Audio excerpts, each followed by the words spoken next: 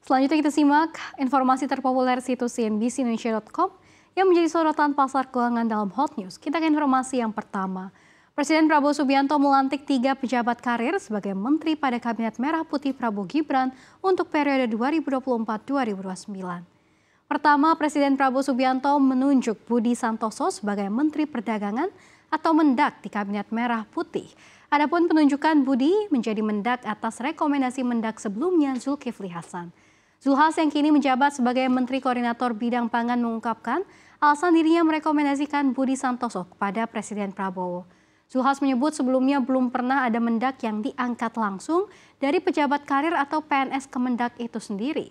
Baru Budi Santoso seorang Mendak yang mencatatkan sejarah memulai karirnya sebagai pegawai negeri sipil atau PNS Kemendak. Kemudian Rini Widyantini yang merupakan seorang pejabat karir yang kini ditunjuk menjadi Menteri Pan-RB untuk periode 2024-2029. Sepanjang sejarah, Rini adalah perempuan pertama yang dipercaya memimpin reformasi birokrasi.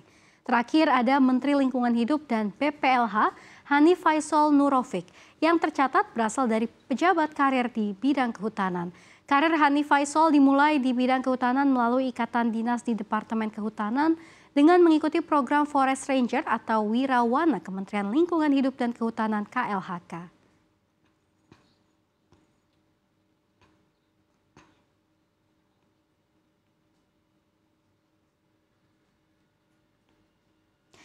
Ya, Presiden Prabowo Subianto melantik utusan khusus Presiden untuk periode 2024-2029. Ada sederet nama besar dalam utusan tersebut dari Raffi hingga Gus Miftah. Pelantikan berlangsung di Istana Negara Jakarta Selasa 22 Oktober 2024. Raffi Ahmad dipercaya sebagai utusan khusus Presiden bidang pembinaan generasi muda dan pekerja seni. Sementara Miftah Maulana Habibur Rahman sebagai utusan khusus Presiden bidang kerukunan beragama dan pembinaan sarana keagamaan.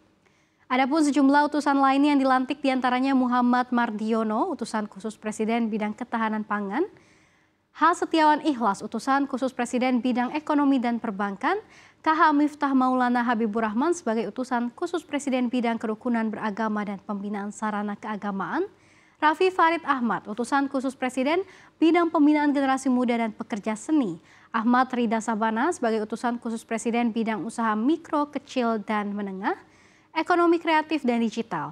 Mari Eka LK Pangestu, utusan khusus Presiden bidang perdagangan, serta Zita Anjani, utusan khusus Presiden bidang pariwisata.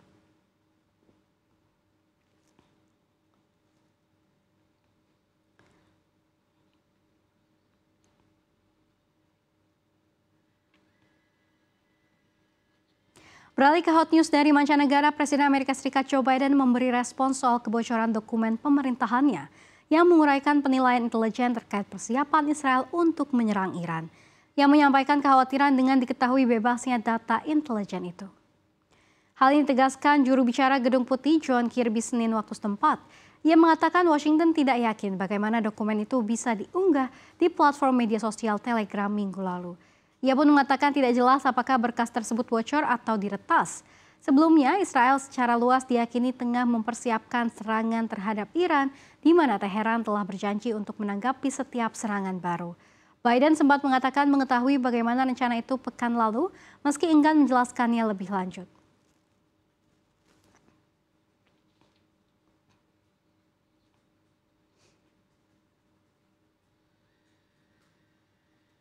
Kementerian Badan Usaha milik negara BUMN bersinergi dengan Kementerian Pertanian untuk menggarap program pemerintahan era Presiden Prabowo Subianto terkait dengan swasembada pangan. Menteri BUMN Erick Thohir mengatakan bersama dengan Menteri Pertanian Amran Sulaiman, pihaknya akan rutin melakukan rapat koordinasi terkait dengan isu ketahanan pangan. Dia pun mewanti-wanti mengenai penyaluran pupuk. Erick mengungkapkan pihaknya melalui Perum Bulog dan PT Pupuk Indonesia Holding Company memastikan agar operasi pasar sesuai dengan tupoksinya dalam memenuhi kebutuhan pangan. Erick juga menegaskan dalam kolaborasi ini tidak boleh ada lagi oknum-oknum yang menghambat jalannya swasembada pangan. Erick memastikan tidak ada lagi main-main di pupuk. Ia juga mengungkapkan akan memberantas pihak-pihak yang selama ini menghambat. Dalam kesempatan yang sama, Menteri Pertanian Amran mengatakan kolaborasi ini merupakan energi bagi pertanian. Hal ini seiring dengan perintah Presiden Prabowo untuk fokus pada ketahanan pangan dan energi.